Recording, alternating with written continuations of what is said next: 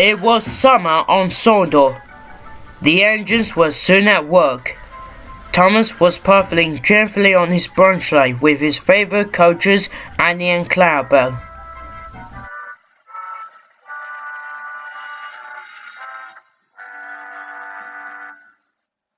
One morning, Sir Topham Hatt came to see Thomas. "Thomas, I have a very special job for you. I need you to go to the docks and take some freight trains to Mayfway." "Yes, sir," said Thomas.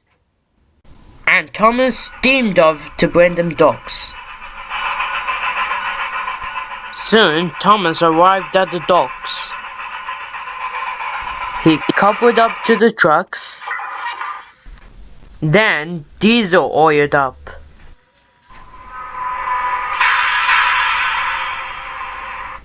"Sir Topham Hatt wants you to go to the scrap yard," said Diesel. "I'm not going to the scrap yard," he said crossly. And Thomas steamed off in a huff.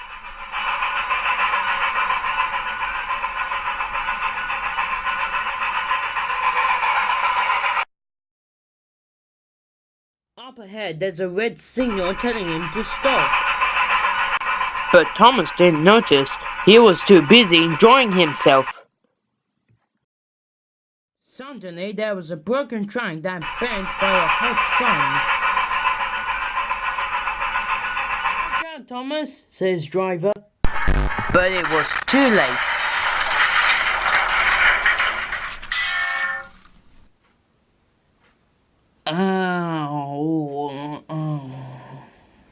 Soon Thomas was back on the rails. He was being lifted by a breakdown train. "Don't worry, Thomas. We can fix you in no time," said Duck. "Thank you, Duck," said Thomas.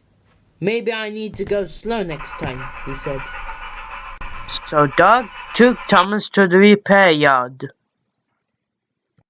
That night at Tidmouth Sheds, the engines could only talk about Diesel. "I saw him as I went past the viaduct. He teased me because he's talking about my express. He teased me because he thinks I'm going to the smelter's yard. And he's trying to scrap my mail train." The engines was still talking till they went to sleep. The next morning, Thomas woke up with a smile on his face.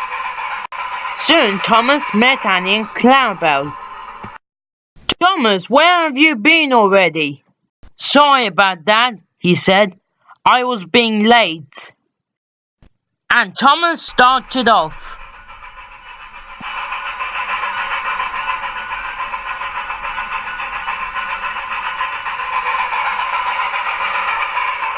Then Thomas saw Diesel again.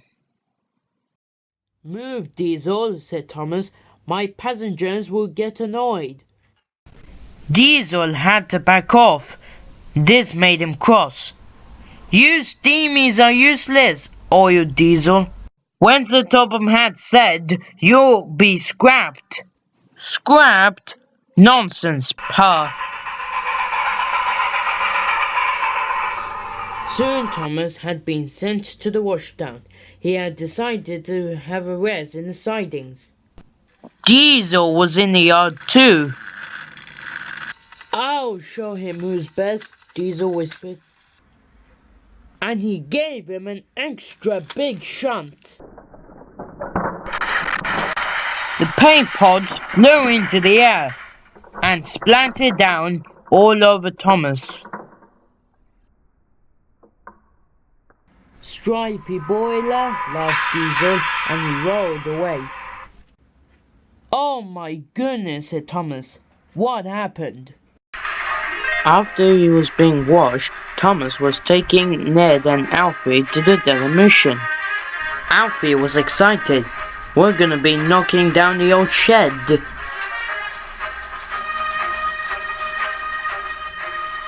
That does sound exciting.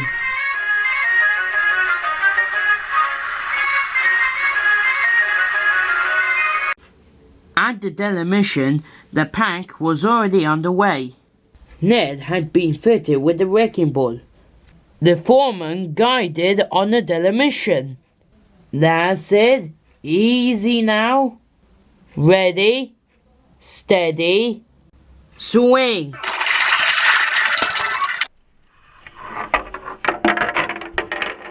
So Ned dropped his wrecking ball and started to find the demolition. Later, the Fat Controller came to see them. Well done, all of you. The sheds has already completed. I am very proud of you. Thank you, sir, said Thomas.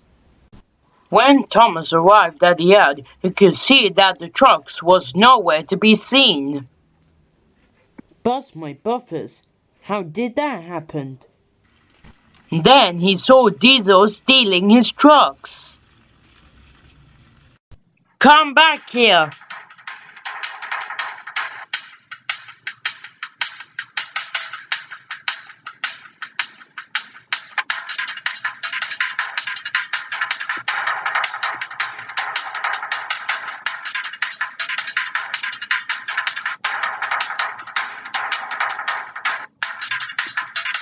Suddenly there was a wagon that has been left on the line. Diesel applied his brakes. The Fat Controller was there. He was cross. Diesel, why did you steal his trucks? Sorry, sir, said Diesel. I only took the trucks because Thomas was trying to chase me. But that's his trucks. So give his trucks back so he can do his job. So Thomas took his coal trucks to Mayfway.